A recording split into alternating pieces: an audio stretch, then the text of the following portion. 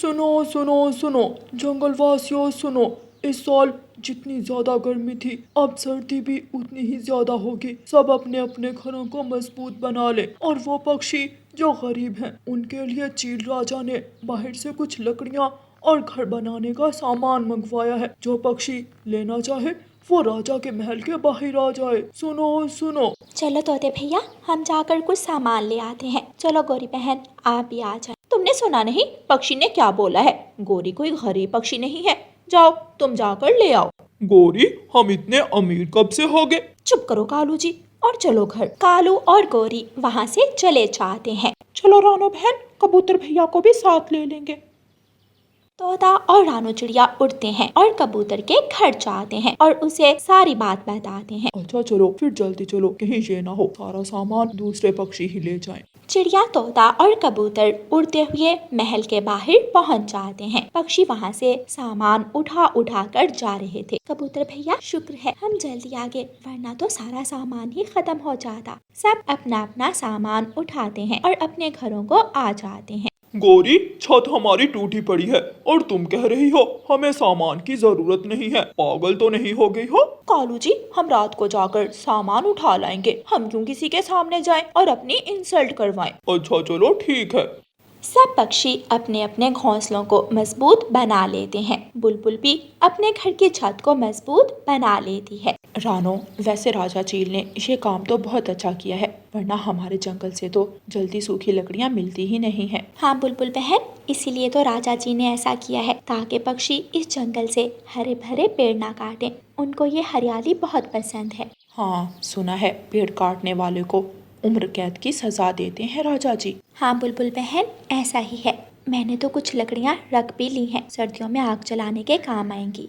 रात हो जाती है। कालू और गोरी महल के बाहर जाते हैं तो वहाँ एक लकड़ी भी नहीं थी। लो अब ले लो, क्या जरूरत थी तुम्हें इतनी शौकी बनने की? अब क्या करेंगे हम? अगर जंगल से लकड़ी काटी तो अभी मरेंगे। कौन है यहाँ? कालू जी भागो, वरना पकड़े जाएंगे और ये हमें चोर समझ के बहुत मारेंगे। कालू और गोरी वहाँ से भागते हैं और अपने घर आ जाते हैं।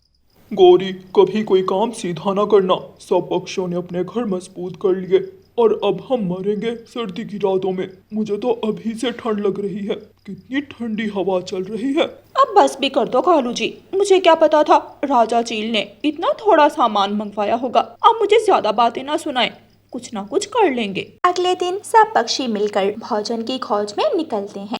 कालू कौवा और गोरी कौवी रात भर जागे थे, इसलिए वो अभी तक सोए हुए थे। फाख्ता भी उड़ती हुई जा रही थी। वो कौवों को सोया हुआ देखकर वहाँ आती है। गोरी बेटी उठो। जी फाख्ता भी, क्या काम है आपको मुझसे? बेटी, क्या तुमने खबर नहीं सुनी? हो सकता है इस बार बर्फबारी हो। उठो, तुम भी अनाज जमा कर लो। आप जाएं, मैं कर लूंगी। फाख्ता भी वहाँ से चली जाती है। एक तो जिसे देखो हमारी ही फिक्र पड़ी है, सारी नींद खराब कर दी। गोरी कौवी फिर से सो जाती है। सारे पक्षी सारा दिन मेहनत करने के बाद अपना अपना भोजन इकट्ठा कर लेते हैं। सब पक्षी अपने अपने घर वापस लौट आते हैं।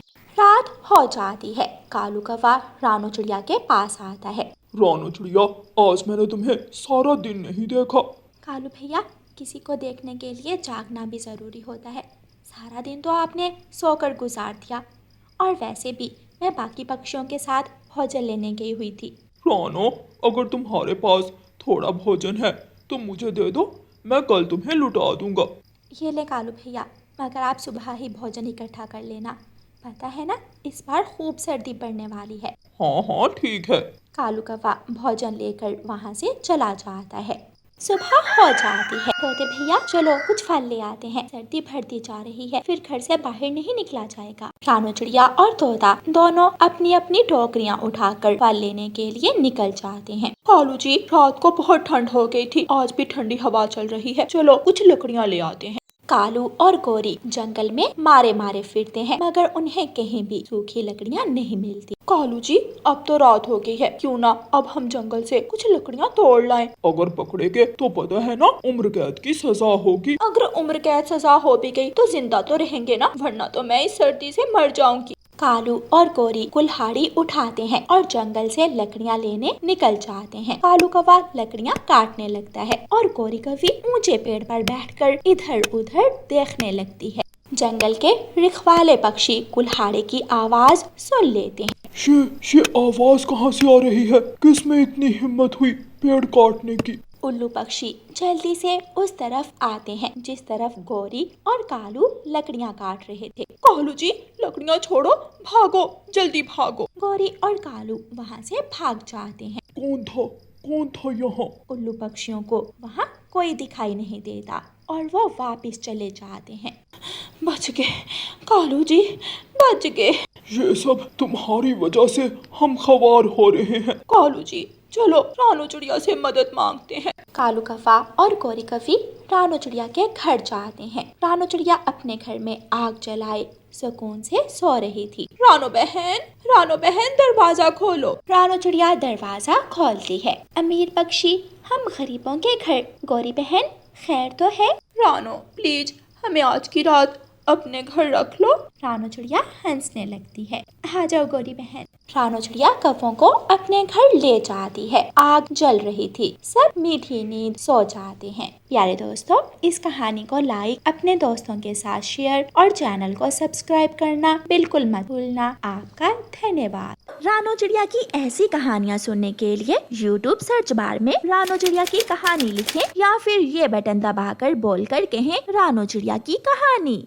प्यारे दोस्तों, इस कहानी के कल वाले भाग में आपने देखा कि रानू चिड़िया ने जंगल में एक बहुत ही शानदार होटल बनाया। सभी पक्षी रानू चिड़िया के होटल में रहना पसंद करते थे, जबकि कौवे रानू चिड़िया से बहुत जलते थे। कौवे भी रानू चिड़िया के मुकाबले जंगल में एक होटल बनाते हैं, मगर उनके होटल में कोई पक्षी नहीं आता। फिर दुष्ट कौवे चिड़िया का होटल बंद करवाने के लिए एक प्लान बनाते हैं। तोते भैया चुप हो जाएं, यहाँ कोई भूत नहीं है, ऐसे बच्चों को मत डराएं। मैंने खुद देखा है, मेरे कमरे की खिड़की में। मेरे साथ आओ, मैं दिखाता हूँ। सब पक्षी तोते के साथ उसके कमरे में जाते हैं। मम्मा, अगर भूत अंकल आ गया तो हम क्या करेंगे? मम्मा, मुझे बहुत डर लग रहा है। मीना बेटी, डरो मत, तुम तो मेरी बहादुर बेटी हो। यहाँ खिड़की में था भूत। तोते भैया, यहाँ तो कुछ नहीं है, आपने यकीनन कोई बुरा सपना देखा है। यहाँ कोई भूत नहीं है। चलो पक्षियों, सब अपने अपने रूम्स में चलो। सब पक्षी वहाँ से चले जाते हैं। यहाँ कुछ था, मैं पागल नहीं हूँ। हाय माँ, अगर फिर भूत आ गया तो? नहीं, मैं इस कमरे में नहीं रहूँगा। तोता जाकर रानू चिड़िया के दरवाजे पर दस्तक देता है। मिठू भाई, अब क्या है, इतनी रात हो गई है, जाएं, जाकर सो जाएं। रानू बहन, मैं उस कमरे में नहीं सोऊंगा, मुझे वहाँ बहुत डर लग रहा है। प्लीज मुझे कोई और कमरा दे दे। मगर अभी तो कोई भी कमरा खाली नहीं है। मैं जा रहा हूँ यहाँ से, मैं उस कमरे में नहीं रहूँगा। तोता तो बहुत ज्यादा डर चुका था। तोते भैया, आप यहाँ आ जाएं, इस कमरे में सो जाएं, मैं आपके कमरे में सो जाती हूँ। कुकू अब सो गया है, आप इसका ख्याल रखिएगा। हाँ, ठीक है। रानू चिड़िया तोते के कमरे में चली जाती है और मिठू तोता कुकू के पास लेट जाता है। सुबह होते ही मैं यहाँ से चला जाऊँगा। तोता बेचारा सारी रात सो नहीं पाता। सुबह हो जाती है, तोता अपना सामान उठाकर वहाँ से जाने लगता है। रानू बहन, मुझे मेरा ID कार्ड दे दे, मैं जा रहा हूँ यहाँ से। तोते भैया, आप ऐसे होटल छोड़कर मत जाएं, यहाँ कोई भूत नहीं है। जब आप अपनी आंखों से भूत को देखोगे तो फिर पता चलेगा। आप मेरा ID कार्ड मुझे वापस दे दें। आपका ID कार्ड मैंने आपको दे दिया था, मेरे पास नहीं है। तोता वहाँ से चला जाता है। रास्ते में तोते को गौरी कौवी रोक लेती है। मेरे सुंदर मिठू भाई, मेरे प्यारे मिठू भाई, इतनी परेशानी में आप कहाँ जा रहे हैं? मैं ये जंगल छोड़कर दूसरे जंगल जा रहा हूँ।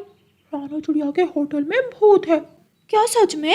तोते भैया, ऐसे तो आपको बाकी सब पक्षियों की भी जान बचानी चाहिए, उनको भी साथ ले आए।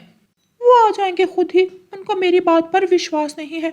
जब अपनी आंखों से भूत देखेंगे तो पता चल जाएगा उन सबको। मिठू तोते की बातें सुनकर गौरी कौवी को हंसी आ रही थी। मिठू भाई, आप मेरे साथ चलें मेरे आलीशान होटल में, और किराया भी सिर्फ 500 लूँगी। 500 तो ज्यादा है। तो फिर जाएं उस भूत वाले घर में। नहीं नहीं, ठीक है, तुम 500 ही ले लेना। तोता गोरी कवि के साथ उसके होटल में चला जाता है। गोरी कवि तोते को कमरा दिखाती है। तोते भाई, ये है आपका कमरा। मगर ये कमरा तो बहुत गंदा है, कितनी धूल मट्टी जमी हुई है यहाँ। धूल मट्टी ही है, कोई भूत तो नहीं है जो जाएगी नहीं। 10 मिनट लगेंगे, सामान एक तरफ रखकर पहले सफाई कर लो। इतना कहकर गोरी कवि वहाँ से चली जाती है। किराया भी ज्यादा और सफाई भी मैं खुद करूँ।